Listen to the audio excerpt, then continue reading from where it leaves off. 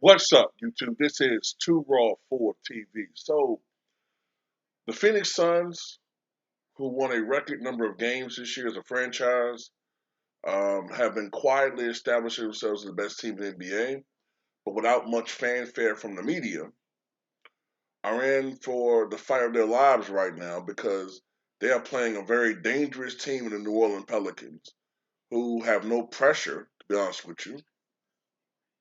And sometimes that can be a good thing in the playoffs. Nobody's expecting them to do anything, so they can just play balls to the wall and go full throttle and not really think about it, just play their game. Phoenix is the one that has all the pressure on them, especially considering the fact that they're going to be without Devin Booker for up to 3 weeks. So can a 36-year-old Chris Paul, soon to be 37, can he carry this team past the New Orleans Pelicans into the second round? And they won a very important game in game three, 114 and 111, which gave them back control of home court for this series. And Chris Paul put on another masterful performance of 28 points and 14 rebounds. Especially masterful when you consider that going into the fourth quarter, Chris Paul only had 9 points with 12 assists. It was another demonstrative Chris Paul fourth quarter performance, 19 points in the fourth quarter. He did the same thing in game one, where I think he scored 19 of his 30 in the fourth quarter in that game. We saw a lot of games last year when the Suns had their run to the finals when Chris Paul took over in the fourth quarters, um, including that closeout game against the Clippers. But man, in the conference finals, but man, Chris Paul, man. While I do believe there's hyperbole when JJ Redick says he's like GOAT conversation, I won't go that far. But you gotta, it's getting to a point in his career when you look at, the accomplishments, the resume, you have to kind of put Chris Paul, at least right now, in that I've had him in my top 10 for quite some time. I used to have him in my lower top 10.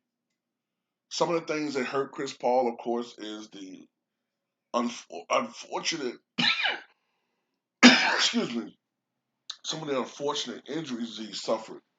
Just poorly timed injuries that either he has suffered or teammates have suffered. But the guy's been clutch as a basketball player for the most part, with a few exceptions in the playoffs.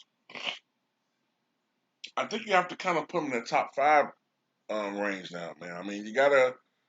The one thing that does hold him back is a championship ring, but as a point guard, have we really seen one better, other than maybe Magic, uh, Oscar? I consider Oscar a point guard. Isaiah, um, fundamentally, Stockton's up there. Um, he's there.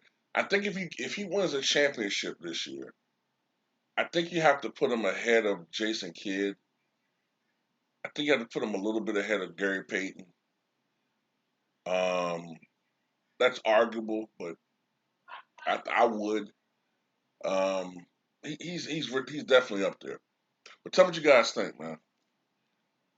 And can Phoenix win this series? I think they can. It's not going to be easy. But one thing that you have to count on with Jason Kidd, excuse me, with Chris Paul, is his ability to elevate mediocre talent. We've seen it throughout his career. When he is on his game, he's able to elevate mediocre teams. Remember that team he had in OKC?